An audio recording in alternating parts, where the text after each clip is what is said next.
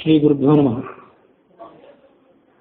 ತತ್ವಸಂಗ್ರಹ ರಾಮಾಯಣದ ವಾಲ್ಮೀಕಿ ಚರಿತ್ರೆಯ ಭಾಗದಲ್ಲಿ 25ನೇ ಅಧ್ಯಾಯದಲ್ಲಿ ವಸಿಷ್ಠರು ವ್ಯಾಧರ ನಾಯಕನಿಗೆ ಮರ ಅನ್ನುವಂಥ ಮಂತ್ರವನ್ನು ಉಪದೇಶ ಮಾಡಿದರು ಅನ್ನುವಲ್ಲಿಗೆ 25ನೇ ಸರ್ಗ ಮುಕ್ತಾಯ ಆಗಿತ್ತು. 26ನೇ ಸರ್ಗದಲ್ಲಿ ಶಿವ ಪಾರ್ವತಿಗೆ ಕಥೆಯನ್ನು ಹೇಳಿದಂಥ ಭಾಗ ಮುಂದುವರೆದಿದೆ.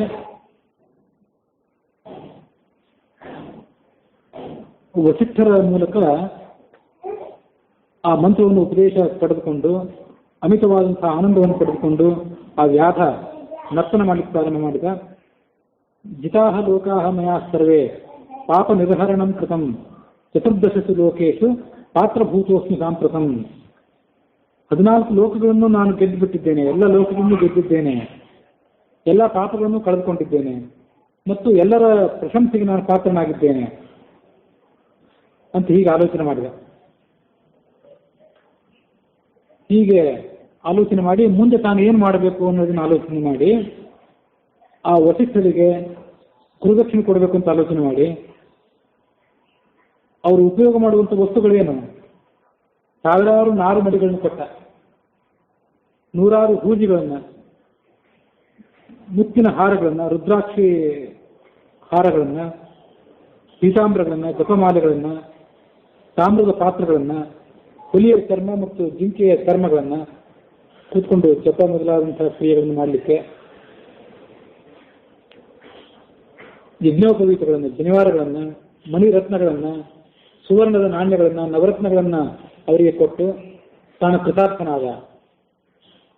ಆ ವಸಿಷ್ಠ ಮತ್ತು ಉಳಿದೆಲ್ಲ ಋಷಿಗಳು ಆ ಕಳ್ಳರ ನಾಯಕನಿಗೆ ಒದಗಿ ಬಂದಂತಹ ಮನಸ್ಸಿನ ಶುದ್ಧಿ, ಆತನ ವೈರಾಗ್ಯ, ವಿವೇಕ, ಔದಾರ್ಯ ಅದನ್ನೆಲ್ಲ ನೋಡಿ ಅವರಿಗೆ ಬಹಳ ಆಶ್ಚರ್ಯ ಆಯಿತು. ಅವರು ಆ ದುರ್ಗಮವಾದಂತಹ ಪ್ರದೇಶವನ್ನು ದಾಟಿ ಮುಂದೆ ಹಿಮಾಲಯ ಪರ್ವತಕ್ಕೆ ಹೊರಟು ಹೋದರು. ಆ ಮಂತ್ರವನ್ನು ಉಪದೇಶ ತಗೊಂಡಂಥ ಅವನು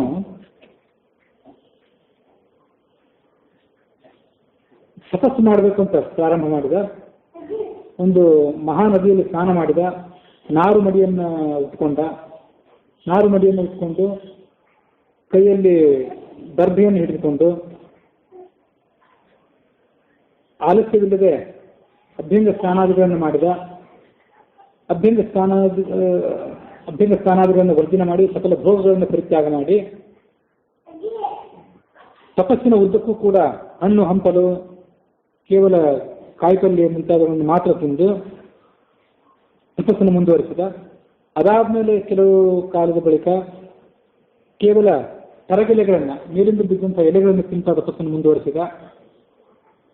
ಅದಾದ ಬಳಿಕ ಕೇವಲ ವಾಯುವನ್ನು ಭಕ್ಷಣೆ ಮಾಡಿಕೊಂಡು ತಪಸ್ಸನ್ನು ಮುಂದುವರಿಸಿದ. ಪಂಚೇಂದ್ರಿಯಗಳನ್ನು ನಿಗ್ರಹ ಮಾಡಿಕೊಂಡು ಮನಸ್ಸನ್ನು ತನ್ನ ಹತೋಟಿಯಲ್ಲಿಟ್ಟುಕೊಂಡು ಆ ಮಂತ್ರವನ್ನು ಜಪ ಮಾಡಿದ. ಎಷ್ಟೋ ದಿವಸ ಆದರೂ ಆತ ಮನೆಗೆ ಹಿಂತಿರುಗಲಿಲ್ಲ. ಆತನ ಹೆಂಡತಿ, ಮಕ್ಕಳು, ಬಂಧುಗಳು ಈಗ ಆಲೋಚನೆ ಮಾಡಿದರು, ನಮ್ಮ ರಾಜ ಎಲ್ಲಿ ಹೊರಟೋದ, ದುಡ್ಡಿನ ಆಸೆ ಅವನಿಗೆ ಹೆಚ್ಚಾಯಿತು, ಈ ಸಮೀಪದಲ್ಲಿ ಹೆಚ್ಚಿನ ದುಡ್ಡು ಅವನಿಗೆ ಸಿಗಲಿಲ್ಲ ಅಂತ ಕಾಣಿಸ್ತದೆ, ಹಾಗಾಗಿ ಬೇರೆ ಯಾವುದಾದ್ರು ಪ್ರದೇಶದಲ್ಲಿ ಧನವನ್ನು ಸಂಪಾದನೆ ಮಾಡಬೇಕು ಅಂತ ಆತ ಹೊರಟು ಹೋದ. ಎಷ್ಟು ಇವನಿಗೆ ದುರಾಸೆ ಆ ದುಡ್ಡಿನ ಬಗ್ಗೆ. ಸಾಯುವ ತನಕನೂ ಮನುಷ್ಯನಿಗೆ ದುಡ್ಡಿನ ಆಸೆ ಹೋಗುವಂಥದ್ದಲ್ಲ, ಹಾಗಾಗಿ ಇವನಿಗೂ ಆಗಿರಬೇಕು.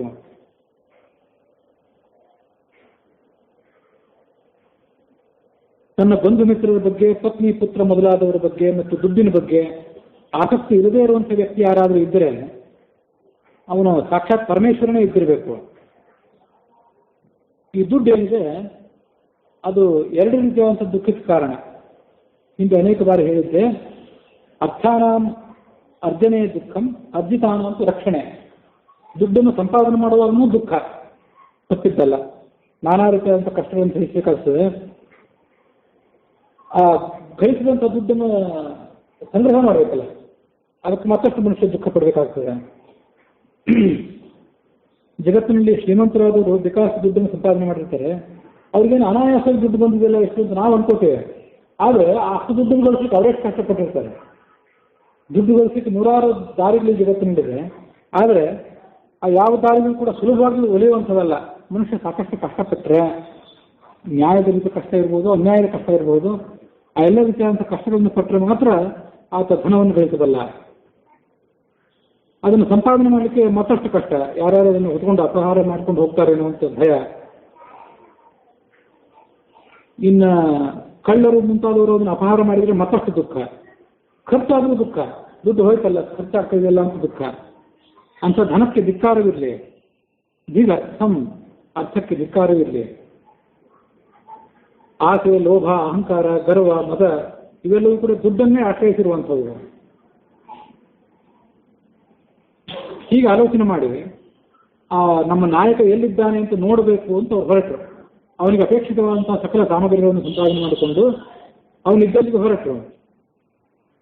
ಅತಿ ಭಯಂಕರವಾದಂತಹ ಘೋರವಾದಂತಹ ಅರಣ್ಯವನ್ನೆಲ್ಲ ಹುಡುಕಿ ಅರಣ್ಯದ ಒಂದು ಪ್ರದೇಶದಲ್ಲಿ ಒಂದು ಸ್ಥಿರವಾದಂತಹ ಆಸನದಲ್ಲಿ ಕೂತ್ಕೊಂಡು ತಪಸ್ಸು ಮಾಡ್ತಿದ್ದವನನ್ನು ನೋಡಿದರು.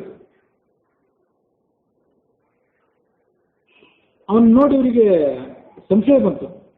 ನಾಯಂ ಮದೀಯೋ ಶಬರಹ, ಇವನು ನಮ್ಮ ರಾಜ ಇರ್ಲಿಕ್ಕಿಲ್ಲ ಅಂತ ಅಂದ್ಕೊಂಡ್ರು ಅವರು. ಅವನ ಪ್ರವೃತ್ತಿ, ಅವನ ಮುಖಲಕ್ಷಣ ಎಲ್ಲ ಅವ್ರಿಗೆ ಪರಿಚಿತ ಇರ್ತಲ್ಲ, ಚಿರಪರಿಚಿತ ಇರ್ತಲ್ಲ. ಈಗ ಇವನನ್ನು ನೋಡಿದ್ರೆ ಇವನ ಮುಖದ ಮೇಲಿನ ಲಕ್ಷಣ, ಮುಖದ ಮೇಲಿನ ಪ್ರಸನ್ನತೆ ಇದೆಲ್ಲ ಪ್ರತ್ಯೇಕವಾಗೇ ಇತ್ತು. ಹಾಗಾಗಿ ಈತ ನಮ್ಮ ರಾಜ ಆಗಿರ್ಲಿಕ್ಕಿಲ್ಲ ಅಂತ ಆಲೋಚನೆ ಮಾಡಿದರು. ನಮ್ಮವನು ಅತಿ ಭಯಂಕರನಾಗಿದ್ದ, ಅವನ ವೇಷ ಭಯಂಕರವಾಗಿತ್ತು, ಮಾತು ಭಯಂಕರವಾಗಿತ್ತು. ಆದರೆ ಈತ ಅತ್ಯಂತ ಸೌಮ್ಯನಾಗಿದ್ದಾನೆ ಅಂತ ಆಲೋಚನೆ ಮಾಡಿ ಸ್ವಲ್ಪ ಹೊತ್ತು ಕಳೆದ ಬಳಿಕ ಮತ್ತೊಂದು ಆಲೋಚನೆ ಮಾಡಿದರು. ಇಲ್ಲ, ಇವನು ನಮ್ಮವನೇ ಇದ್ದಿರಬೇಕು. ಇದನ್ನು ನೋಡಿದರೆ ಇವನ ಬಗ್ಗೆ ಅಗಾಧವಾದಂಥ ಸೆಳೆತ ನಮಗೆ. ಬೇರೆ ಯಾರೋ ಆಗಿದ್ರೆ ಇವನು ನೋಡಿದ್ರೆ ಇಂಥ ಸೆಳೆತ ನಮ್ಗೆ ಯಾಕೆ ಬರ್ತಿತ್ತು? ಆ ಸೆಳೆತ ಇದ್ದಿದ್ದರಿಂದ ನೋಡಿದರೆ ಇವನು ನಮ್ಮವನೇ ಇದ್ದಿರಬೇಕು. ಮುಂದೆ ಅವರು ಈ ಮಾತನ್ನು ಅವನಿಗೆ ಹೇಳಿದರು. ನಿನ್ನ ಮಕ್ಕಳನ್ನ, ಮೊಮ್ಮಕ್ಕಳನ್ನ, ಮರಿಮಕ್ಕಳನ್ನ, ಹೆಂಡತಿ, ಬಂಧುಗಳು ಇವರೆಲ್ಲರನ್ನು ನೋಡು. ನಾವೆಲ್ಲರೂ ನಿನ್ನ ಅಧೀನದಲ್ಲಿದ್ದೇವೆ. ನೀನು ನಮ್ಮನ್ನು ಪೋಷಣೆ ಮಾಡದೇ ಇದ್ರೆ ನಾವು ಹೇಗೆ ಬದುಕೋದು? ಬ್ರಾಹ್ಮಣರು, ಕ್ಷತ್ರಿಯರು ಇವರೆಲ್ಲ ತಪಸ್ಸು ಮಾಡಬೇಕು ಮುನಿಗಳಾಗಿ. ಆದರೆ ನಿನಗೆ ತಪಸ್ಸು ಮಾಡಲಿಕ್ಕೆ ಏನು ಕೊರತೆ ಆಗಿದೆ? ಏನು ತೊಂದರೆ ಬಂದಿದೆ ನಿಮಗೆ? ದರಿದ್ರನಾದವನು ಅಂದ್ರೆ ಬಡವನಾದವನು ತಪಸ್ಸು, ತೀರ್ಥಯಾತ್ರೆ ಇತ್ಯಾದಿನೆಲ್ಲ ಮಾಡಬೇಕು. ನಿನ್ನಂಥವನು ಸಕಲ ಭೋಗ ಭಾಗ್ಯಗಳನ್ನು ಅನುಭವಿಸುವಂಥ ಅನುಕೂಲ ಇದ್ದವನು ತೀರ್ಥಯಾತ್ರೆ, ಪೂಜೆ ಇತ್ಯಾದಿಗಳನ್ನು ಯಾಕೆ ಮಾಡಬೇಕು? ಬೇಡ ಅಂದ್ರೆ ಅವರು. ಲೋಕದಲ್ಲಿ ಯಾವ ಬೇಡದವರು ಕೂಡ ನಿನ್ನಂತ ತಪಸ್ಸು ಮಾಡಿದ್ದನ್ನು ನಾವು ಕೇಳಿಲ್ಲ. ಬೇಟೆ ಆಡೋದು, ಕಳ್ಳತನ ಮಾಡೋದು ಇವೇ ನಮ್ಮ ಕುಲಧರ್ಮ. ಇದನ್ನು ನಾವು ಮಾಡಲೇಬೇಕು. ಬೇಡರಿಗೆ ಎಂಥ ಸನ್ಯಾಸ, ಎಂಥ ಸತ್ಯ, ಅಹಿಂಸೆ ಇವೆಲ್ಲ ಯಾಕೆ ನಮಗೆ?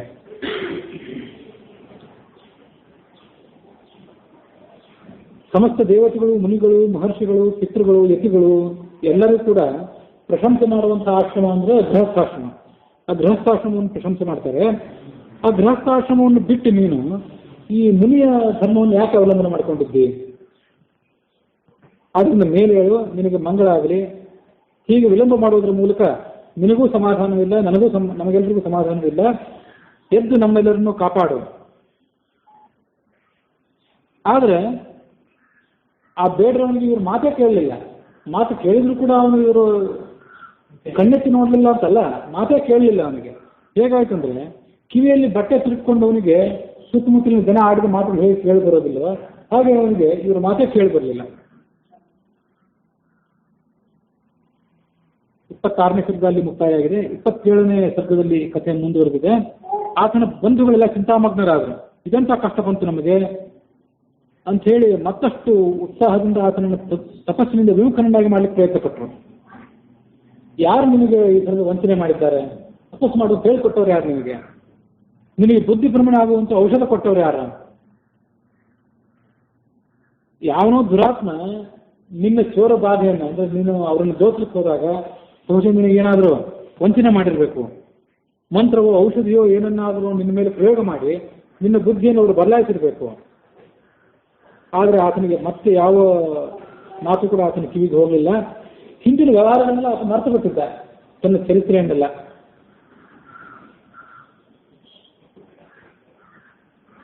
ಮತ್ತೆ ಅವ್ರು ತಮ್ಮ ಪ್ರಯತ್ನವನ್ನು ಮುಂದುವರಿಸಿದ್ರು. ಈ ಯಾದಕ್ಕಾಗಿ ತಪಸ್ಸು ಮಾಡ್ತಿದ್ವಿ, ಮುಂದೆ ಏನು ಸುಖ ಆಗಬಹುದು, ಭವಿಷ್ಯತ್ತಿನಲ್ಲಿ ಏನು ನಿನಗೆ ದೊರೆಯಬಹುದು ಅನ್ನೋ ಆಕಾಂಕ್ಷೆ ನಿರೀಕ್ಷೆ ನಿನಗಿದೆ. ಇದು ನಿಮ್ಮನ್ನು ನೋಡಿದ್ರೆ ನಮ್ಗೆ ಏನು ಅನಿಸ್ತದೆ ಅಂದ್ರೆ, ಸಿದ್ಧವಾಗಿರುವಂತಹ ಅನ್ನವನ್ನು ಎದುರಿಗೆ ಬಿಟ್ಟು, ಮನೆಯಲ್ಲಿ ಸಿದ್ಧವಾದಂತಹ ಅನ್ನ ಇದೆ, ಅದನ್ನು ಬಿಟ್ಟು ಭಿಕ್ಷೆ ಬೇಡಲಿಕ್ಕೆ ಹೊರತವನು ಯಾವ ರೀತಿ ಮೂರ್ಖ ಅಂತ ಅನ್ಸ್ಕೋತಾನೋ ಹಾಗೆ ಇಷ್ಟೆಲ್ಲ ಭೋಗ ಭಾಗ್ಯಗಳು ನಿಮಗೆ ನಿನ್ನ ಎದುರಿಗಿದ್ದಾಗ, ಅನುಭವಿಸುವಂತ ಶಕ್ತಿ ಇದ್ದಾಗ, ಬೇರೆ ಯಾವ ಸುಖವನ್ನು ಅಪೇಕ್ಷೆ ಪಟ್ಟುಕೊಂಡು ಮನಸ್ಸಿನಲ್ಲಿ ಇಟ್ಟುಕೊಂಡು ತಪಸ್ಸು ಮಾಡ್ತಿದ್ವಿ? ಯಾವ ಸ್ವರ್ಗ ಯಾವುದು, ನರಕ ಯಾವುದು, ಇದೆಲ್ಲ ಯಾತಕ್ಕೆ? ಸ್ವರ್ಗಂ ವಯಂ ಮೂರ್ಖಾಹ, ನಾವು ಮೂರ್ಖರಾದಂಥ ಬೇಡರು, ನಾವು ನೀಚರಾದವರು, ಪಾಪಕರ್ಮವನ್ನು ಮಾಡಬೇಕಾದವರು, ಆ ಸ್ವರ್ಗ ನಮಗೆ ಏತಕ್ಕೆ?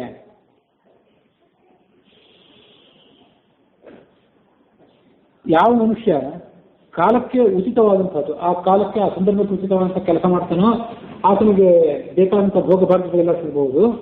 ಆದರೆ ಯಾವ ಮೂರ್ಖ ಕಾಲಕ್ಕೆ ಹೊಂದುವಂತಹ ಬೇರೆ ಕರ್ಮಗಳನ್ನು ಮಾಡ್ಲಿಕ್ಕೆ ಹೋಗ್ತಾನೋ ಆತ ಮಾಡಿದಂಥ ಎಲ್ಲಾ ಕರ್ಮಗಳು ವ್ಯರ್ಥ ಆಗ್ತವೆ.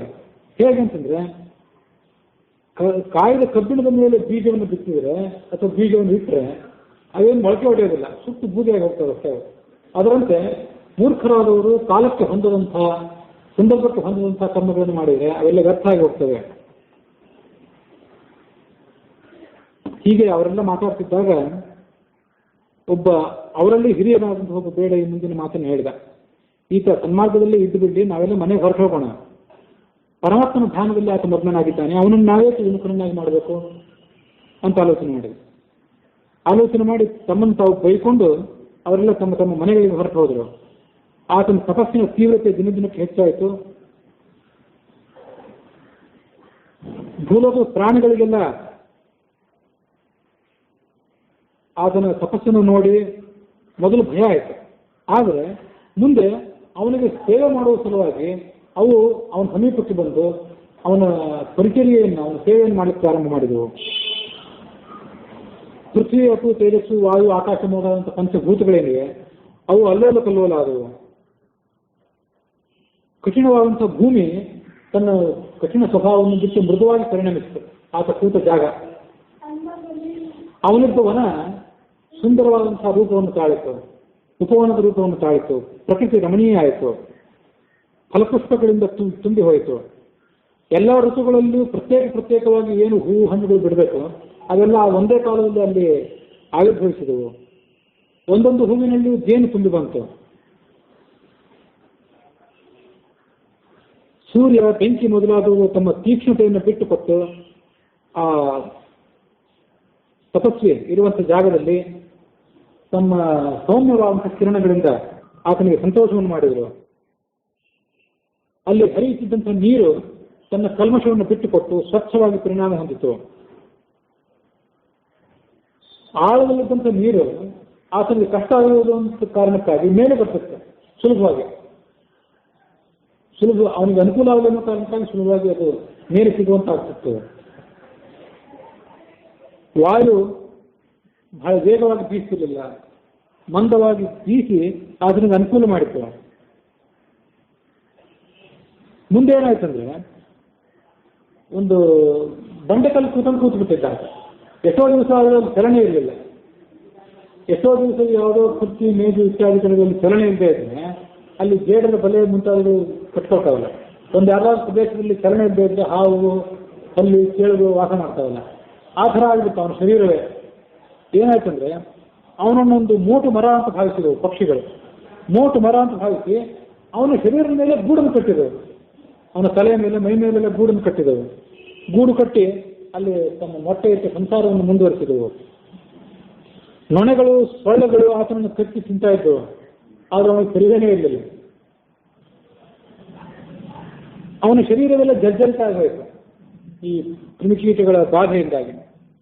ಆದರೆ ಎಲ್ಲ ಕರ್ಮೇಂದ್ರಿಯಗಳನ್ನು ಮತ್ತು ಜ್ಞಾನೇಂದ್ರಿಯಗಳನ್ನು ನಿಗ್ರಹ ಮಾಡ್ಕೊಂಡು ಆತ ಕೂತಿದ್ನಲ್ಲ, ಸಾವಿರಾರು ವರ್ಷಗಳು ಹಾಗೆ ಕಳೆದು ಹೋಗ್ಬಿಟ್ಟು ಹೊರಗೆ ಬರಲಿಲ್ಲ, ನಿರಾಹಾರಿ ಆಗ್ಬಿಟ್ಟಿದ್ದ ಆತ. ದೇವತೆಗಳಿಗಿಂತ ಮೊದಲು ಭಯ, ನಮಗೇನೋ ಸ್ಥಾನ ಸಲ್ಲಟ ಆಗಿಬಿಡ್ತದೇನೋ ಈತನ ಕಾರಣದಿಂದಾಗಿ ಅಂತ ಅದಕ್ಕೆ ಭಯ. ಆ ವ್ಯಾಧನ ತಪಸ್ಸಿಗೆ ವಿಘ್ನ ಮಾಡಬೇಕು ಅಂತ ಪ್ರಯತ್ನ ಪಟ್ಟರು. ರಂಭೆ ಮೊದಲಾದಂತಹ ಅಪ್ಸರೆಯರನ್ನ ಕರೆಸಿದರು. ನರ್ತನದಲ್ಲಿ ಮತ್ತು ಗಾಯನದಲ್ಲಿ ಕುಶಲರಾದವರನ್ನು ಕರೆಸಿದರು. ರಂಭೆ, ತಿಲೋತ್ತಮೆ, ಮೇಲಕೆ, ಊರ್ವಶಿ, ಸುಕೇಶಿ, ಚಂದ್ರವದನ, ಚಂದ್ರಲೇಖ, ಮದಾಲಸ, ಚಂದ್ರಲೇಖ ಪುಂಜಿಕಸ್ಥಲಿ ಮೊದಲಾದಂಥ ಅಪ್ಸರೆಯರು ಮತ್ತು ಮನ್ಮಥ, ಮಲಯ ಮಾರುತ ಇವೆಲ್ಲವೂ ಕೂಡ ಇಂದ್ರನ ಬಳಿಗೆ ಆಗಮಿಸಿದರು ಆತನ ಅಪ್ಪಣೆಯ ಪ್ರಕಾರ. ಇಂದ್ರ ಅವರಿಗೆ ಅಪ್ಪಣೆ ಮಾಡಿದ, ದೇವತೆಗಳೇ, ಅಪ್ಸರೆಯರೇ, ವಿಜಯ ಅನ್ನುವಂಥ ಒಬ್ಬ ಚೋರ, ಇವನ ಹೆಸರು ವಿಜಯ ಅಂತ, ಇದನ್ನ ನೆನಪು ಮಾಡ್ಕೊಳ್ಳಿ. ವಿಜಯ ಅನ್ನುವಂಥ ಒಬ್ಬ ಚೋರ ತನ್ನ ಸ್ವಾಭಾವಿಕವಾದಂಥ ಧರ್ಮವನ್ನು ಪರಿತ್ಯಾಗ ಮಾಡಿ ಕಠೋರವಾದ ತಪಸ್ಸನ್ನು ಮಾಡ್ತಿದ್ದಾನೆ. ನೀವು ಮನ್ಮಥನ ಸಹಾಯದಿಂದ ಅಲ್ಲಿಗೆ ಹೋಗಿ ಆತನ ತಪಸ್ಸನ್ನು ಭಗ್ನವಾಗಿ ಮಾಡಬೇಕು. ಅವರು ಇಂದ್ರನ ಸಮ್ಮತಿಯಂತೆ ಆ ಋಷಿ ತಪಸ್ಸು ಮಾಡ್ತಿದ್ದಂಥ ಸ್ಥಳಕ್ಕೆ ಬಂದರು. ಮೊದಲೇ ಸುಂದರವಾಗಿದ್ದಂತಹ ವನ ಮಲಯ ಮಾರುತದ, ವಸಂತನ ಮತ್ತು ಮನ್ಮಥನ ಸನ್ನಿಧಾನದಿಂದಾಗಿ ಮತ್ತಷ್ಟು ಸುಂದರವಾಯಿತು. ನಾನಾ ರೀತಿಯಾದಂತಹ ಅಲಂಕಾರಗಳನ್ನು ಮಾಡಿಕೊಂಡು ಆ ಅಪ್ಸರೆಯರು ಅಲ್ಲಿ ನರ್ತನ ಮಾಡಲಿಕ್ಕೆ ಪ್ರಾರಂಭ ಮಾಡಿದರು. ಅವನ ಆಶ್ರಮವನ್ನು ಪ್ರವೇಶ ಮಾಡಿದರು. ಆ ಇಡೀ ಪ್ರದೇಶಕ್ಕೆ ರಕ್ಷಣೆ ಯಾರಿಗಿತ್ತಂದ್ರೆ ಸ್ವಯಂ ಶ್ರೀರಾಮನದೇ ರಕ್ಷಣೆ ಆಯಿತು. ಅದನ್ನು ನೋಡಿ ಅವರಿಗೆ ಆಶ್ಚರ್ಯ ಆಯಿತು. ಅಲ್ಲಿರುವಂತಹ ಹಣ್ಣು ಹಂಪಲುಗಳನ್ನು ಅವ್ರು ತಿಂದರು. ಅದನ್ನು ತಿಂದ ಮೇಲೆ ಅವರಿಗೆ ಒಂದು ರೀತಿ ಮದ ಬರುವಂತಾಗಿರುತ್ತೆ. ಅಂತ ಅದ್ಭುತವಾದಂತಹ ಸಾರ ಅವುಗಳಲ್ಲಿತ್ತು. ಅವರ ವ್ಯಾಧನನ್ನು ಮತ್ತಷ್ಟು ಪ್ರಲೋಭನಗೊಳಿಸಬೇಕಂತ ಪ್ರಯತ್ನ ಪಟ್ಟರು. ಆ ಸಂದರ್ಭದಲ್ಲಿ ಆ ವ್ಯಾಧನಿಗೆ ರಕ್ಷಣೆ ಕೊಟ್ಟವರು ಯಾರಂದ್ರೆ ಬೇರೆ ಯಾರು ರಕ್ಷಣೆ ಕೊಡಲಿಲ್ಲ, ಸ್ವಯಂ ಶ್ರೀರಾಮನೇ ಅಲ್ಲಿ ಅದೃಷ್ಟ ರೂಪದಿಂದ ಉಪಸ್ಥಿತನಾಗಿ ತನ್ನ ಒಂದು ಮಾಯಾಜಾಲವನ್ನು ಮೀರಿಬಿಟ್ಟ ಅವರೆಲ್ಲರ ಮೇಲೆ. ಮಾಯಾಜಾಲವನ್ನು ಬೀರಿ ಬಿಟ್ಟ ಮೇಲೆ ಅಲ್ಲಿರುವಂಥ ಎಲ್ಲರೂ ಕೂಡ ಆ ಮನ್ಮಥ, ವಸಂತ, ಮಲಯ ಮಾರುತ, ಅಪ್ಸರೆಯರು ಎಲ್ಲರೂ ಕೂಡ ಮೂಗುದಾರ ಹಾಕಿದ ಎತ್ತುಗಳಂತೆ ವಶೀಭೂತರಾಗಿ ಹೋಗ್ಬಿಟ್ರು. ಅವ್ರಿಗೆ ತಾವು ಏನು ಮಾಡಬೇಕು ಅಂತ ಅನ್ಕೊಂಡು ಬಂದಿದ್ರು, ಅದನ್ನು ಮಾಡ್ಲಿಕ್ಕಾಗಲಿಲ್ಲ. ಶ್ರೀರಾಮನ ಮಾಯೆಯ ಪ್ರಭಾವವಾಗಿ ಆ ವನ ಎಲ್ಲವೂ ಕೂಡ ದೇವತೆಗಳಿಗೆ ರಾಮಮಯವಾಗಿ ಕಂಡುಬಿಡ್ತು. ಆ ಅಪ್ಸರೆಯರಿಗೆ ಋಷಿಯ ಸನ್ನಿಧಾನ ಕಾಣಿಸೋದು ಹೋಗಿ ಎಲ್ಲ ವೃಕ್ಷಗಳಲ್ಲಿ, ಗೋಡೆಗಳಲ್ಲೆಲ್ಲ ಶ್ರೀರಾಮನ ದಿವ್ಯ ಮಂಗಳ ವಿಗ್ರಹ ಕಾಣ್ಲಿಕ್ಕೆ ಪ್ರಾರಂಭ ಆಯಿತು.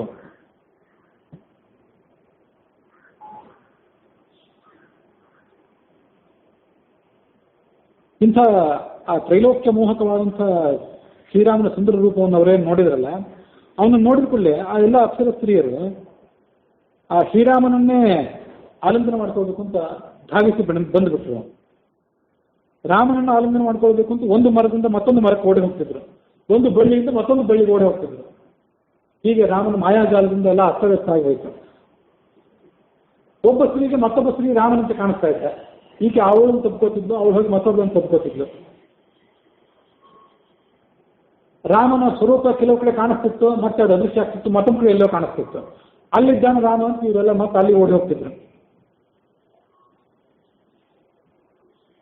ಈ ಅಪ್ಸರ ಸ್ತ್ರೀಯರ ಬಾಹುಬಂಧನಕ್ಕೆ ಸಿಕ್ಕಿ ಬಿದ್ದವನಂತೆ ರಾಮ ಕೆಲವು ಕಡೆ ತೋರಿಸ್ಕೊತಿದ್ದ, ಕೆಲವು ಕಡೆ ಅದೃಶ್ಯನಾದವಂತೆ ತೋರಿಸ್ಕೊತಿದ್ದ.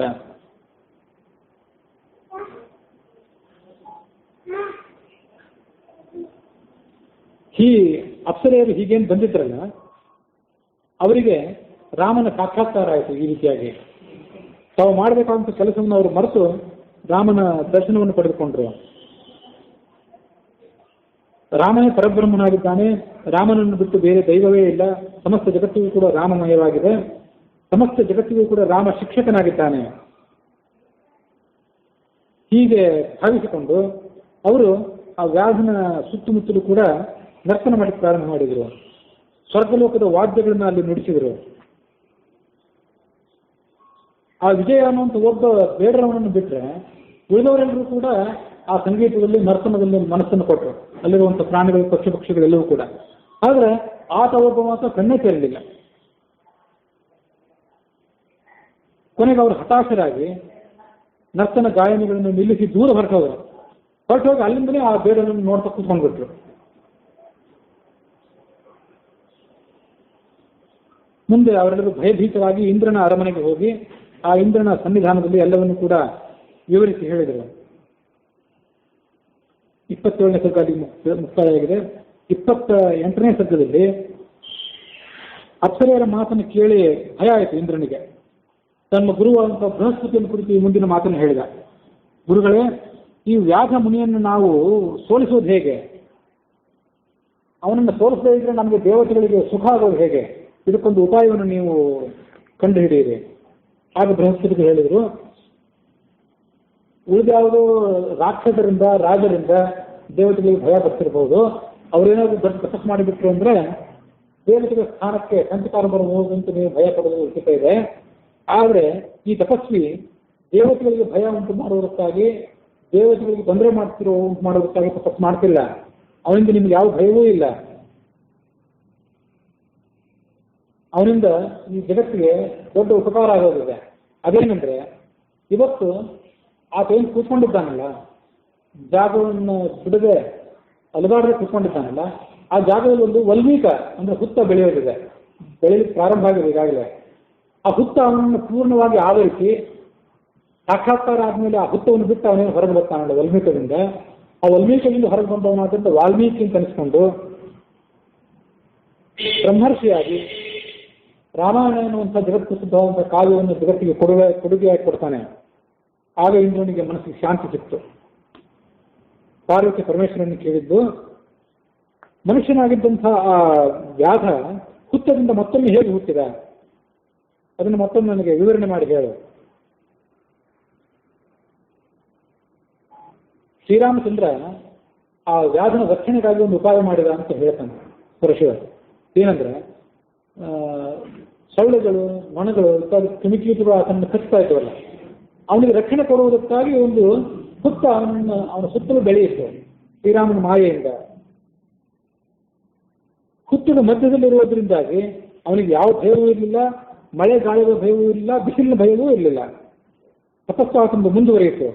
ಅನೇಕ ಯುಗಗಳ ಮನ್ವಂತರಗಳು ಕಳೆದು ಹೋದವು. ಬಹಳ ಕಾಲ ಕಳೆದ ನಂತರ ಹಿಮವತ್ ಪರ್ವತಕ್ಕೆ ಹೋಗಿದ್ದಂಥ ಸಪ್ತರ್ಷಿಗಳು ಮತ್ತೆ ಭೂಲೋಕಕ್ಕೆ ಮರಳಿ ಬಂದರು. ಆ ಪ್ರತಿಯೊಬ್ಬ ಮುನಿಗೂ ಕೂಡ ಸಪ್ತರ್ಷಿಗಳಿಗೆ 60,000 ಜನ ಶಿಷ್ಯರು ಹಿಂಬಾಲಕರಾಗಿದ್ದರು, ಅವರು ಅನುಯಾಯಿಗಳಾಗಿದ್ದರು. ಆ ವ್ಯಾಧ ತಪಸ್ಸು ಮಾಡ್ತಿದ್ದಂಥ ಉತ್ತಮವಾದಂಥ ಪ್ರದೇಶಕ್ಕೆ ಅವರು ಬಂದರು. ನಾವೇನು ದೇವತೆಗಳು ನಂದನವನದಲ್ಲಿದ್ದೇವೋ ಹೇಗೆ ಅಂತ ಅವರಿಗೆ ಭ್ರಾಂತಿ ಆಯಿತು, ಬಂದವರಿಗೆಲ್ಲ. ಅಲ್ಲಿ ಆ ಪ್ರದೇಶ ಹೇಗಿತ್ತಂದ್ರೆ, ಆ ಪ್ರದೇಶಕ್ಕೆ ಬಂದವರಿಗೆ ಕಾಮ, ಕ್ರೋಧ, ಹೊಟ್ಟೆ ಕಿತ್ತು ಮೊದಲಾದ ಯಾವ ದುರ್ಗುಣವೂ ಇರ್ತಿರ್ಲಿಲ್ಲ, ಎಲ್ಲ ಹೊರಗೆ ಹೋಗ್ತಿತ್ತು.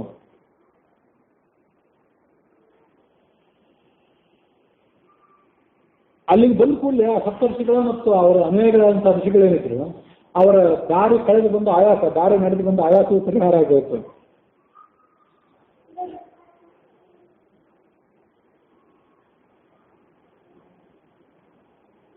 ಅಲ್ಲಿ ಅವರು ಬಂದದ್ದನ್ನು ನೋಡಿ ಶ್ರೀರಾಮ ತನ್ನ ಭಕ್ತನ ಆಶ್ರಮಕ್ಕೆ ಅತಿಥಿಗಳು ಬಂದದ್ದನ್ನು ಗಮನಿಸಿ ಅವರಿಗೆ ಬೇಕಾದಂಥ ವಾಸಕ್ಕೆ ಬೇಕಾದಂಥ ಮತ್ತೆ ಅವರ ಸತ್ಕಾರಕ್ಕೆ ಬೇಕಾದಂಥ ಸಾಮಗ್ರಿಗಳನ್ನೆಲ್ಲ ಶ್ರೀರಾಮಚಂದ್ರ ತನ್ನ ಮಾಯೆಯನ್ನು ನಿರ್ಮಾಣ ಮಾಡಿಬಿಟ್ಟ. ಪ್ರತಿಯೊಬ್ಬ ಮುನಿಯ ಗೃಹದಲ್ಲೂ ಕೂಡ ಗಡ್ಡೆ, ಗೆಣಸು, ನವಣಕ್ಕಿ, ಅಕ್ಕಿ, ತುಪ್ಪ, ಮೊಸರು, ನಾನಾ ರೀತಿಯಾದಂಥ ಶಾಖಗಳು, ತರಕಾರಿಗಳು, ಎಣ್ಣೆ, ಅಡಿಗೆ ಮಾಡ್ಕೊಳ್ಳಿಕ್ಕೆ ಬೇಕಾದಂಥ ದೊಡ್ಡ ದೊಡ್ಡ ಪಾತ್ರೆಗಳು, ಬಾಳೆ ಎಲೆಗಳು, ಏಲಕ್ಕಿ, ಮೆಣಸು ಎಲ್ಲ ಸಿದ್ಧವಾಗಿರ್ತಿತ್ತು. ಅವ್ರಿಗೆ ಆಶ್ಚರ್ಯ ಋಷಿಗಳಿಗೆ, ಇದನ್ನೆಲ್ಲ ಇಲ್ಲಿ ಸಿದ್ಧ ಮಾಡಿಕೊಟ್ಟವ್ರು ಯಾರು? ಇಲ್ಲಿ ಯಾವ ವ್ಯಕ್ತಿ ನಮಗಾಗಿ ಸಿದ್ಧ ಮಾಡಿಕೊಟ್ಟಿದ್ದಾನೆ? ಅದು ತಿಳಿಲಿಲ್ಲ. ಮತ್ತೆ ಏನು ಮಾಡಿದ್ರು? ಸ್ನಾನ ಮಾಡಿದ್ರು, ತಮ್ಮ ದೇವ ಪೂಜೆಯನ್ನು ಮುಂದುವರಿಸಿದ್ರು, ಅಡಿಗೆ ಮಾಡಿಕೊಂಡ್ರು, ಪಂಚಮಹಾಯಜ್ಞಗಳನ್ನು ಮಾಡಿದ್ರು, ಬಂದಂತಹ ಅತಿಥಿಗಳು ಯಾರಾಗಿದ್ರು ಅವ್ರಿಗೆ ಭೋಜನ ಮಾಡ್ತಿದ್ರು, ತಾವು ಭೋಜನ ಮಾಡಿದ್ರು. ಎಲ್ಲ ಆದ್ಮೇಲೆ ಪರಮಾತ್ಮನ ಧ್ಯಾನ ಮಾಡ್ತಾ ನಿದ್ರೆ ಮಾಡಿಬಿಟ್ರು.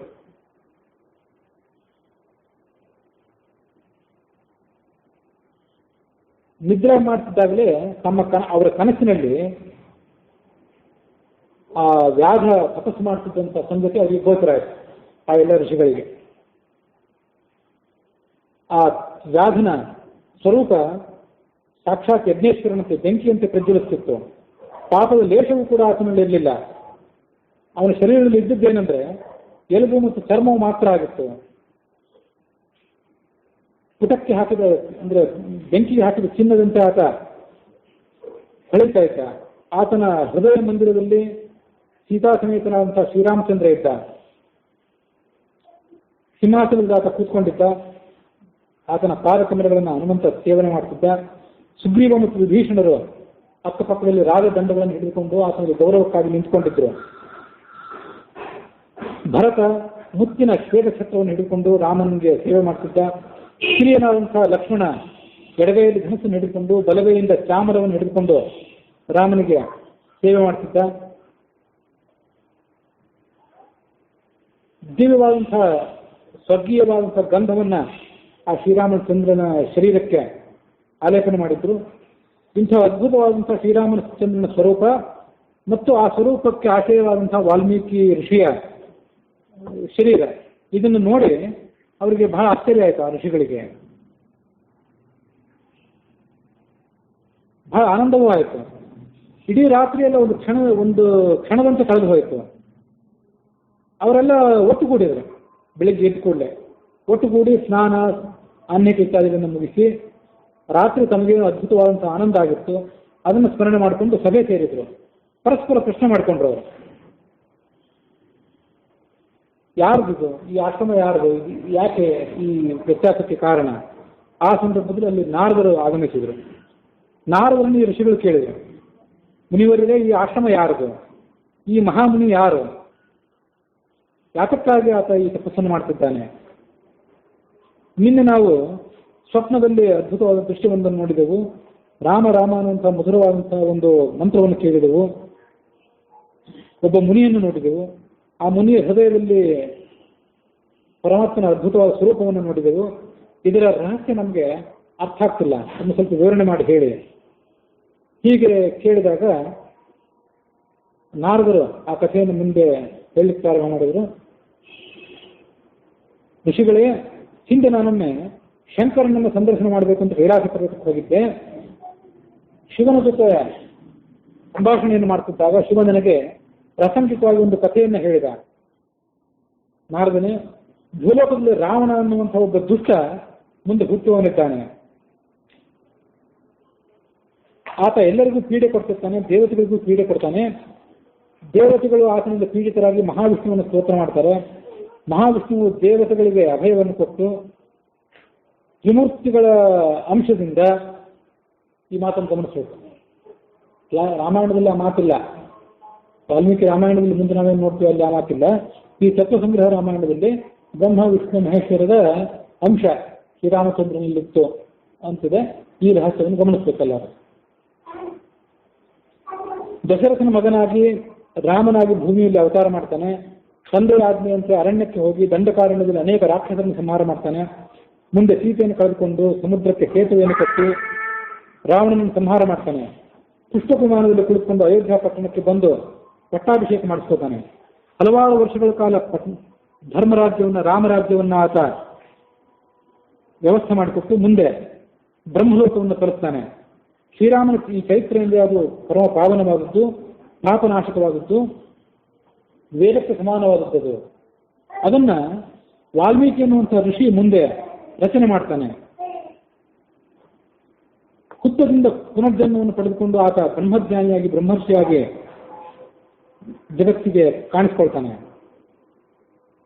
ಈಗ ನೀವು ರಾಮ ರಾಮ ಅನ್ನುವಂಥ ಮಧುರವಾದಂತಹ ಶಬ್ದವನ್ನು ಏನು ಕೇಳ್ತಿದ್ದೀರಿ, ನಾನು ಇಂಥ ಶಬ್ದವನ್ನೇ ಆ ಹುತ್ತದ ಸಮೀಪದಲ್ಲಿ ಹಿಂದೆ ಕೇಳಿದ್ದೇನೆ. ಹೀಗೆ ನಾರದರು ಹೇಳ್ತಿದ್ದಾಗ ಅಲ್ಲಿಂದೊಂದು ಅಶರೀರವಾಣಿ ಕೇಳಿ ಬಂತು. ಋಷಿಗಳೇ, ನೀವೆಲ್ಲ ಸೇರಿ ಆ ಹುತ್ತವನ್ನು ಶೋಧನೆ ಮಾಡಿ. ವಸಿಷ್ಠ ಮೊದಲಾದವರು ಹುತ್ತವನ್ನು ಅಗೆದರು. ಹುತ್ತವನ್ನು ಅಗೆದ ಕೂಡಲೇ ಬೆಂಕಿಯಂತೆ ಹೊಳೆಯುತ್ತಿದ್ದಂತಹ ಋಷಿಯ ಸ್ವರೂಪ ಅಲ್ಲಿ ಗೋಚರ ಆಯಿತು ಅವರಿಗೆ. ಆತನ ಪ್ರಕಾಶದಿಂದ ಸುತ್ತಮುತ್ತಲ 10 ದಿಕ್ಕುಗಳೆಲ್ಲ ಬೆಳಗ್ತಾ ಇರ್ತವೆ. ಗುರುವಿನ ಅಂದ್ರೆ ವಸಿಷ್ಠನ ಪಾದದಲ್ಲಿ ದೃಷ್ಟಿಯನ್ನಿಟ್ಟು ರಾಮ ರಾಮ ಅನ್ನುವಂಥ ಜಪವನ್ನು ಆತ ಧ್ಯಾನ ಮಾಡ್ತಿದ್ದ. ಅಂತರಂಗದಲ್ಲಿ ಶ್ರೀರಾಮಚಂದ್ರನ ಸ್ವರೂಪವನ್ನು ಧ್ಯಾನ ಮಾಡ್ತಿದ್ದ. ಸ್ವಯಂ ಆತನ ಗುರುಗಳಾದಂಥ ವಸಿಷ್ಠರೇ ಅವನು ಮುಂದೆ ಬಂದರು. ಮಾತಾಡಿಸಿ ಆ ಮಹರ್ಷಿಯನ್ನು ಎಚ್ಚರಗೊಳಿಸಲಿಕ್ಕೆ ಪ್ರಯತ್ನಿಸಿದ್ರು. ಋಷಿ ತನ್ನ ಗುರುಗಳಾದಂಥ ವಸಿಷ್ಠರೇ ಬಂದರು, ಆತ ಎದ್ದೇಳಲಿಲ್ಲ. ಈ ಯಾವ ಋಷಿಗಳಿಗೂ ಆತನನ್ನು ಬಹಿರ್ಮುಖ ಮಾಡೋದು ಹೇಗೆ ಅಂತ ತಿಳಿಯಲೂ ಇಲ್ಲ.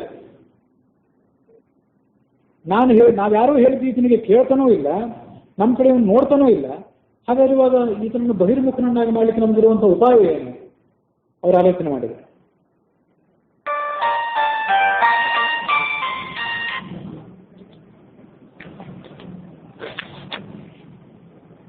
ಹೀಗೆ ಆ ಎಲ್ಲ ಋಷಿಗಳು ಆಲೋಚನೆ ಮಾಡ್ತಿದ್ದಾಗ ಚತುರ್ಮುಖ ಬ್ರಹ್ಮ ಸ್ವಯಂ ಅಲ್ಲಿಗೆ ಆಗಮಿಸಿದ. ಆ ಚತುರ್ಮುಖ ಬ್ರಹ್ಮನ ಜೊತೆಗೆ ಇಂದ್ರಾದಿ ಸಮಸ್ತ ದಿಕ್ಪಾಲಕರು, ವೈಕುಂಠವಾಸಿಯಾದಂತಹ ಹರಿ, ಕೈಲಾಸವಾಸಿಯಾದಂತಹ ಶಿವ ಎಲ್ಲರೂ ಕೂಡ ಆಗಮಿಸಿದ್ರು. ಆ ಮುನಿಯನ್ನು ನೋಡಿ ಅವರು ಮೂಕ ವಿಸ್ಮಿತರಾದರು. ಬಹಳಷ್ಟು ಆಲೋಚನೆ ಮಾಡಿದ್ರು. ಎಲ್ಲರೂ ತ್ರಿಮೂರ್ತಿಗಳು ಆಲೋಚನೆ ಮಾಡಿದ್ರು, ಅವನನ್ನು ಬಹಿರ್ಮುಖನಾಗಿ ಮಾಡೋದು ಹೇಗೆ ಅಂತೇಳಿ. ಕೊನೆಗೆ ವಸಿಷ್ಠನಿಗೆ ಒಂದು ಉಪಾಯ ಹೊಳೆಯಿತ್ತು. ಹಿಂದೆ ಅರಣ್ಯದಲ್ಲಿ ಈತ ಸಂಚಾರ ಮಾಡ್ತಿದ್ನಲ್ಲ, ಹಾಗಾಗಿ ಆತನ ಸ್ವಭಾವ, ಬೇಡರ ಸ್ವಭಾವ ನನಗೆ ಗೊತ್ತಿದೆ. ಗುರುಗಳಲ್ಲಿ ಈತನಿಗೆ ಮಹಾವಿಶ್ವಾಸ ಇದೆ. ಈಗಲೂ ಕೂಡ ಆ ಧರ್ಮವನ್ನು ಆತ, ಗುರುಭಕ್ತಿ ಎನ್ನುವಂಥ ಧರ್ಮವನ್ನು ಆತ ಮುಂದುವರಿಸಿಕೊಂಡಿದ್ದಾನೆ. ನಿನ್ನ ಗುರುವಾದಂಥ ನಾನು ಇಲ್ಲಿಗೆ ಬಂದಿದ್ದೇನೆ ಅಂತ ಆತನಿಗೆ ಕಿವಿಯಲ್ಲಿ ಹೇಳ್ತೇನೆ ನಾನು. ಆಗ ಅವನೇನಾದ್ರು ಸ್ವಲ್ಪ ಪ್ರತಿಕ್ರಿಯೆ ತೋರಿಸಬಹುದೇನು ಅಂತ ವಿಚಾರ ಮಾಡ್ತೇನೆ. ಅವನಿಗೆ ಗುರುಭಕ್ತಿ ಬಹಳ ದೊಡ್ಡದು, ಅದು ನನಗೆ ಗೊತ್ತಿದೆ ಅಂತಂದ್ರೆ ವಸಿಷ್ಠರು. ದೇವತೆಗಳೆಲ್ಲ ಸಮ್ಮತಿ ಕೊಟ್ಟರು, ಹಾಗೆ ಮಾಡಿ ಅಂತ. ಶಿಷ್ಯನೇ ಎದ್ದೇಳು, ನಿಮ್ಗೆ ಮಂಗಳಾಗಲಿ, ಮಹತ್ತರವಾದ ತಪಸ್ಸನ್ನು ಮಾಡಿದ್ದಿ, ನಿನ್ನ ಗುರುವಾದಂತಹ ನಾನು ಇಲ್ಲಿಗೆ ಬಂದಿದ್ದೇನೆ, ನನ್ನ ಸತ್ಕಾರ ಮಾಡುವಂತ ವಸಿಷ್ಠರು ಹೇಳಿದರು. ಆಗ ಆತ ಕೂಡಲೇ ಕಂಡುಬಿಟ್ಟ ಹೊರಗೆ. ಗುರುವಿನ ಭಕ್ತಿ ಆತನಿಗೆ ಅಷ್ಟ. ವಸಿಷ್ಠನಿಗೆ ನಮಸ್ಕಾರ ಮಾಡಿದ.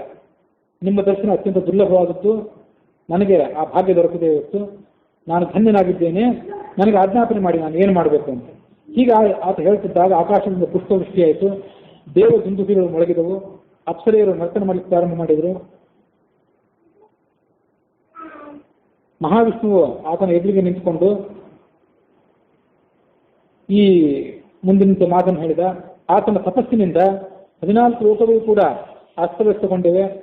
ಸಮಸ್ತ ದಿಕ್ಪಾಲಕರು ಕೂಡ ಭಯಭೀತರಾಗಿದ್ದಾರೆ. ವಲ್ಮೀಕದಿಂದ, ಅಂದರೆ ಹುತ್ತದಿಂದ ಆತ ಜನ್ಮವನ್ನು ತಾಳಿದ್ದರಿಂದ ಅವನಿಗೆ ವಾಲ್ಮೀಕಿ ಎನ್ನುವಂತಹ ಹೆಸರು ಬರಲಿ, 3 ಲೋಕದಲ್ಲಿ ಕೂಡ ಪ್ರಸಿದ್ಧನಾಗಲಿ ಈತ. ಈತನ ನಾಲಿಗೆಯ ತುದಿಯಲ್ಲಿ ಸರಸ್ವತಿ ದೇವಿ ನರ್ತನ ಮಾಡಲಿ. ಇವನ ವಾಣಿ ಸುಮಧುರವಾಗಿರ್ತದೆ. ಸಂಸ್ಕೃತದ ಸೊಬಗನ್ನ ವಾಲ್ಮೀಕಿಯ ರಾಮಾಯಣದಲ್ಲಿ ಅನುಭವಿಸಬೇಕು. ವಾಲ್ಮೀಕಿ ರಾಮಾಯಣದಲ್ಲಿ ಅದರಲ್ಲೂ ಸುಂದರ ಕಂಠದಲ್ಲಿ ಈತ ರಾಮಾಯಣ ಅನ್ನುವಂಥ ಮಹಾಕಾವ್ಯವನ್ನು ರಚನೆ ಮಾಡ್ತಾನೆ. ನಾನು ರಾಮನಾಗಿ ಅವತಾರ ಮಾಡಿದಾಗ 4 ವೇದಗಳು ಈತನ ಮುಖದಿಂದ ರಾಮಾಯಣದ ರೂಪವಾಗಿ ಹೊರಗೆ ಬರ್ತವೆ. ವೇದಗಳ ಸಾರಭಾಗ ರಾಮಾಯಣ. ರಾಮಾಯಣದ ಪ್ರತಿಯೊಂದು ಅಕ್ಷರವೂ ಕೂಡ ಸಮಸ್ತ ಪಾಪಗಳನ್ನು ಪರಿಹಾರ ಮಾಡ್ತದೆ. ಇದು ಉತ್ಪ್ರೇಕ್ಷೆಯ ಮಾತಲ್ಲ ಇದೆ. ರಾಮಾಯಣದಲ್ಲಿ 24,000 ಅಕ್ಷರಗಳಿವೆ ಅಲ್ಲ. ಚತುರ್ವಿಂಶತ್ಯಕ್ಷರ ಗಾಯತ್ರಿ ಇದೆಯಲ್ಲ, ಗಾಯತ್ರಿಯ 24 ಅಕ್ಷರಗಳಿವೆಯಲ್ಲ. ತ್ರಿಪದಾ ಶಕ್ತಿ ಚತುರ್ವಿಂಶತ್ಯಕ್ಷರ ಅಂತ ಗಾಯತ್ರಿ ಜಪ ಮಾಡಬೇಕನ್ನು ಹೇಳ್ತೀವಲ್ಲ. 24 ಅಕ್ಷರಗಳು ಗಾಯತ್ರಿಯಲ್ಲಿವೆಯಲ್ಲ. ಆ ಗಾಯತ್ರಿಯ ಒಂದೊಂದು ಅಕ್ಷರದ ವಿಸ್ತೃತ ರೂಪವೇ 1,000 ಶ್ಲೋಕಗಳು. ಇವತ್ತು ರಾಮಾಯಣದ ಭಾಗದಲ್ಲಿ ಇಲ್ಲಿಗೆ 1,000 ಶ್ಲೋಕಗಳು ಮುಗಿದವು. ಅದು ಈ ಅಕ್ಷರದ ವಿಸ್ತೃತ ರೂಪ. ಇನ್ನು ಮುಂದಿನ ಅಕ್ಷರದ ವಿಸ್ತೃತ ರೂಪ ಈ 1000 ಶ್ಲೋಕಗಳು ಅಂತ ಹೀಗಿದೆ ರಾಮಾಯಣದಲ್ಲಿ ನಾವು ನೋಡ್ತೇವೆ. ಹಾಗಾಗಿ ಹಿಂದೆ ನಾನು ಹೇಳಿದ್ದೆ ಏನಂತ, ಗಾಯತ್ರಿಯ ಓಂಕಾರ ಏನಿದೆ ಅಂತ 3 ಅಕ್ಷರಗಳು, ಅದರ ವಿಸ್ತೃತ ರೂಪವೇ ಗಾಯತ್ರಿಯ 3 ಪಾದಗಳು. ಒಂದೊಂದು ಪಾದದಲ್ಲಿ 8 ಅಕ್ಷರಗಳು. ಆ ಗಾಯತ್ರಿಯ ವಿಸ್ತಾರವೇ ಪುರುಷ ಸೂಕ್ತದ 3 ವರ್ಗಗಳು. ಅದರ ವಿಸ್ತಾರ ರೂಪವೇ 3 ವೇದಗಳು, ಋಗ್ವೇದ, ಯಜುರ್ವೇದ, ಸಾಮವೇದ ಅಂತ ಹೇಳಿ. ಹಾಗಿರುವಾಗ ಗಾಯತ್ರಿಯ 24 ಅಕ್ಷರಗಳ ವಿಸ್ತಾರವಾದಂತಹ ರೂಪವೇ 24,000 ಶ್ಲೋಕಗಳು ಈ ರಾಮಾಯಣ. ಹಾಗಾಗಿ ವೇದ ಈತನ ನಾಲಿಗೆಯ ತುದಿಯಿಂದ ರೂಪಾಂತರಗೊಂಡು ಹರಿದು ಬರ್ತದೆ. ನಮ್ಮಂಥ ಜನಸಾಮಾನ್ಯರಿಗೆ ವೇದವನ್ನು ಅರ್ಥ ಆಗುವಂಥದ್ದು ಅಲ್ಲ, ಅದರ ಅಂತರಾರ್ಥವನ್ನು ಹೊಳೆಯುವಂಥದ್ದು ಅಲ್ಲ. ಹಾಗಾಗಿ ಜನಸಾಮಾನ್ಯರಿಗೂ ಕೂತು ಕೇಳಬಹುದಾಗುತ್ತೆ, ಎಲ್ಲರಿಗೂ ಅರ್ಥ ಆಗಬಹುದಾದ್ದು ಅಂದರೆ ಈ ರಾಮಾಯಣ. ಅದಕ್ಕಾಗಿ ವೇದ ರಾಮಾಯಣದ ರೂಪದಿಂದ ಹೊರಬಂದಿದೆ. ರಾಮಾಯಣವನ್ನು ಪಾರಾಯಣ ಮಾಡುವವನು, ಶ್ರವಣ ಮಾಡುವವನು ಕೆಟ್ಟ ಭೋಜನ ಮಾಡಿದ್ದು, ಕೆಟ್ಟ ಮಾತನಾಡಿದ್ದು, ಕೆಟ್ಟವರ ಸಹವಾಸ ಮಾಡಿದ್ದು, ದುಷ್ಟದ ಸೇವೆ, ಬ್ರಹ್ಮಹತ್ಯೆ, ಮದ್ಯಪಾನ, ಗುರುಸ್ತ್ರೀ ಸಂಪರ್ಕ, ದುಷ್ಟ ಸ್ತ್ರೀ ಸಂಪರ್ಕ ಇತ್ಯಾದಿ ಸಕಲ ಪಾಪಗಳನ್ನು ಕಳ್ಕೋತಾನೆ. ಅವಸಾನ ನಂತರ ವೈಕುಂಠ, ಕೈಲಾಸ ಮತ್ತು ಸತ್ಯಲೋಕಗಳಲ್ಲಿ ಆತ ಆಶ್ರಯವನ್ನು ಪಡ್ಕೊಳ್ತಾನೆ. ಶ್ರೀಹರಿ ಹೀಗೆ ಹೇಳಿದಾಗ ನಾನು ಕೂಡ ಆ ಮಾತನ್ನು ಅನುಮೋದಿಸಿದೆ ಅಂದ ಪರಶಿವ ಪಾರ್ವತಿಗೆ. ಸಮಸ್ತ ದೇವತೆಗಳು ಅನುಭವಿಸಿದ್ರು. ಮತ್ತೊಮ್ಮೆ ಆಕಾಶದಿಂದ ಪುಷ್ಪವೃಷ್ಟಿಯಾಯಿತು. ಶ್ರೀಹರಿ ಹೀಗೆ ಆ ವ್ಯಾಧನಿಗೆ ಹೇಳಿ ಆತನ ಶರೀರದ ಮೇಲೆ ಬಿದಿರಿನ ಬೆಟ್ಟ ಬೆಳೆದಿಟ್ಟಿತ್ತು. ಶರೀರದ ಮೇಲೆ ಬೆಳೆದಿತ್ತೋ ಅಥವಾ ಪಕ್ಕದಲ್ಲಿ ಬೆಳೆದಿತ್ತೋ ಅಂತ ಇಲ್ಲಿ ಮೇಲೆ ಅಂತಿದೆ.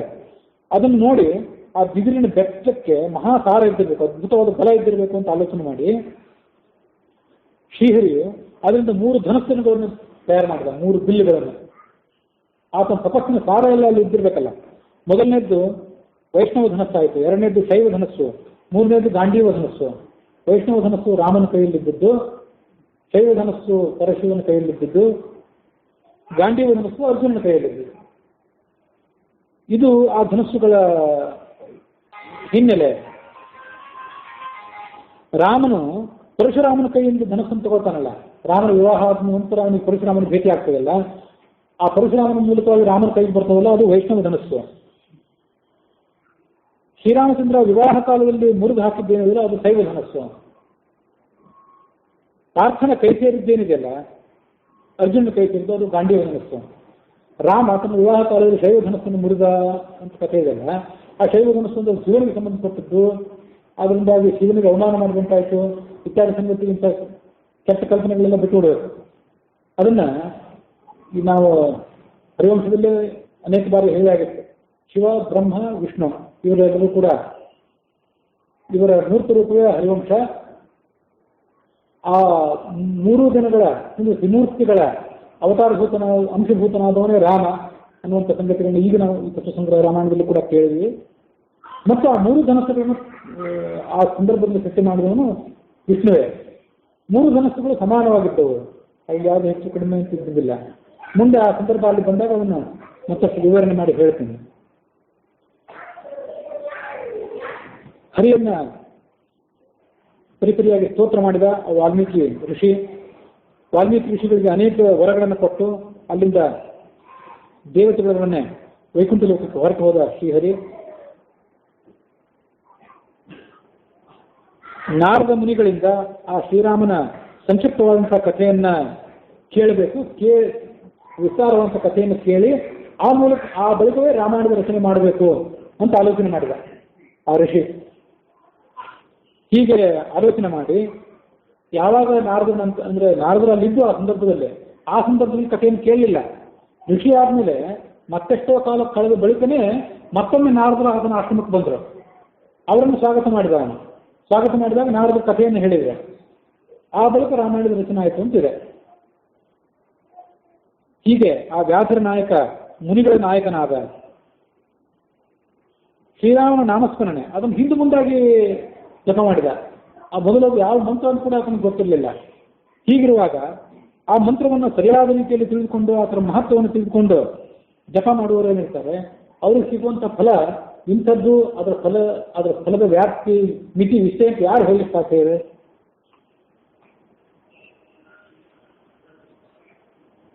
ಕ್ರಮವಾಗಿ ಉಚ್ಚಾರ ಮಾಡಿದ್ರು ಅಥವಾ ಅಕ್ರಮವಾಗಿ ಉಚ್ಚಾರ ಮಾಡಿದ್ರು, ಯಾವ ರೀತಿಯಾಗಿ ಮಾಡಿದ್ರು ಕೂಡ ಆ ರಾಮನ ನಾಮ ಏನಿದೆ ಸಮಸ್ತ ಪಾಪಗಳನ್ನು ಪರಿಹಾರ ಮಾಡುವಂಥದ್ದು ಮತ್ತು ಎಲ್ಲ ರೀತಿಯಾದಂತಹ ಸುಖಗಳನ್ನ, ಭೋಗ ಭಾಗ್ಯಗಳನ್ನು ಕೊಡುವಂಥದ್ದು.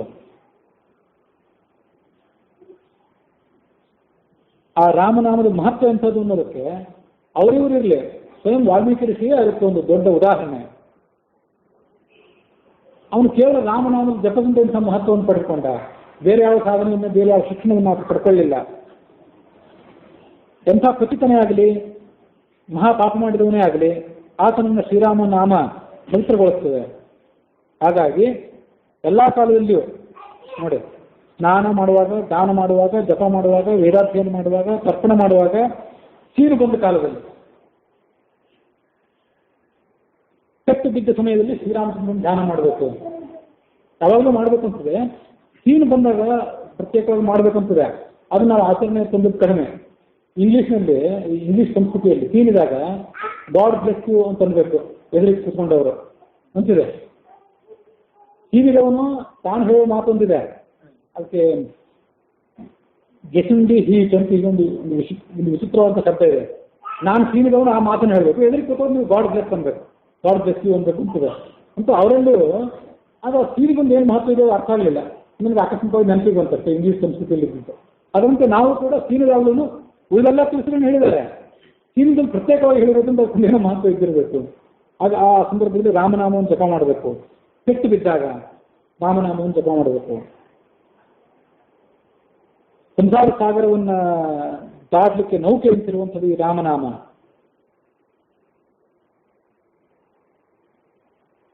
ನಮ್ಮ ಥರ ಯಾರು ಪಾಪಿಗಳು ನರಕಕ್ಕೆ ಹೋದರೆ ನಮ್ಮನ್ನು ಯಮ ಕೇಳ್ತಾನಂತ, ನಿಮಗೇನು ದಾಡಿ ಆಗುತ್ತೆ, ನಿಮ್ಗೇನು ಕಷ್ಟ ಆಗುತ್ತೆ, ರಾಮ ಅನ್ನೋದು ಜಪ ಮಾಡ್ಲಿಕ್ಕೆ ಆಗಲಿಲ್ಲ ನಿಮಗೆ, ಅದನ್ನ ಮಾಡಿದ್ರೆ ಪಾಪದ ಮೂಟೆ ಹೊತ್ಕೊಂಡು ಇಲ್ಲಾಕೆ ಬಂದ್ರಿ ನೀವು ಅಂತ ಕೇಳ್ತಾನೆ. ನಾರಾಯಣ ಪಂಡಿತಾಚಾರ್ಯರು ಮಧ್ವಾಮೃತ ಮಹಾರ್ಣವ ಅಂತ ಒಂದು ಗ್ರಂಥ ರಚನೆ ಮಾಡಿದ. ಕೃಷ್ಣಾಮೃತ ಮಹಾರ್ಣವ ಮಧ್ವಾಚಾರ್ಯರು, ಮಧ್ವಾಮೃತ ಮಹಾರ್ಣವ ಅಂದ್ರೆ ನಾರಾಯಣ ಪಂಡಿತಾಚಾರ್ಯ. ಅಲ್ಲೊಂದು ಶ್ಲೋಕ ಇದೆ, ನಾರಾಯಣೇತಿ ಮಂತ್ರೋಸ್ತೆ ಯಾಗಸ್ಯ ವಶವರ್ತಿನಿ ತಥಾಪ ನರಕೇ ಘೋರೆ ಪತಂತಿ ಇತ್ಯೇತ ಅದ್ಭುತಂ. ಈ ಜಗತ್ತಿನ ದೊಡ್ಡ ಅದ್ಭುತ ಯಾವುದಂದ್ರೆ ನಾರಾಯಣ ಅನ್ನುವಂಥ ಮಾತಿದೆ. ನಾರಾಯಣ ಅಂತ ತಿಳ್ಕೊಳ್ಳಿ, ರಾಮ ಅಂತ ತಿಳ್ಕೊಳ್ಳಿ ಅನ್ನೋ ಮಾತಿದೆ. ಸುಲಭವಾಗಿ ಎಲ್ಲರೂ ಅನ್ಬೋದು. ಯಾಗಸ್ಯ ವಶವರ್ತಿನಿ, ನಿಮ್ಮ ನಾಲಿಗೆ ನಿಮ್ಮ ಕೈಯಲ್ಲಿದೆ. ನಾರಾಯಣ ರಾಮ ಅಂತ ಉಚ್ಚಾರ ಮಾಡಲಿಕ್ಕೆ ದೊಡ್ಡ ಅಧ್ಯಯನ ಏನು ಬೇಕಾಗಿಲ್ಲ, ಯಾರು ಸುಧಾ ಪಂಡಿತರೇನಾಗಬೇಕಾಗಿಲ್ಲ. ಇಷ್ಟಿದ್ರೂ ಕೂಡ, ಇಷ್ಟೆಲ್ಲ ಅನುಕೂಲ ಇದ್ರೂ ಕೂಡ ಜನ ಹೋಗಿ ನರಕಕ್ಕೆ ಬೀಳ್ತಾರಲ್ಲ, ಇದಕ್ಕಿಂತ ದೊಡ್ಡ ಅದ್ಭುತ ಏನು ಅಂತ ಆ ಮಧ್ವಾಮೃತ ಮಹಾರ್ಣವದಲ್ಲಿದೆ. ಆ ಧ್ವನಿ ಇಲ್ಲಿ ಕೂಡ ಕಾಣಿಸ್ತದೆ, ಅಥವಾ ಇಲ್ಲಿರುವ ಧ್ವನಿ ಅಲ್ಲಿ ಪ್ರತಿಬಿಂಬಿತ ಆಗಿದೆ. ಯೋಗದಲ್ಲಿರುವಂಥ ಜನ ಜಪ ಮಾಡಲಿ, ಯಜ್ಞ ಮಾಡಲಿ, ತೀರ್ಥಯಾತ್ರೆ ಮಾಡಲಿ, ಸಕಲ ವೇದಗಳನ್ನು ಪಠಣ ಮಾಡಲಿ, ಬೇರೆ ಏನಾದರೂ ಮಾಡಲಿ, ಆದರೆ ರಾಮ ಜಪವೊಂದನ್ನು ಮಾಡದೇ ಇದ್ರೆ ಅವರಿಗೆ ಸಿದ್ಧಿ ಆಗೋದಿಲ್ಲ.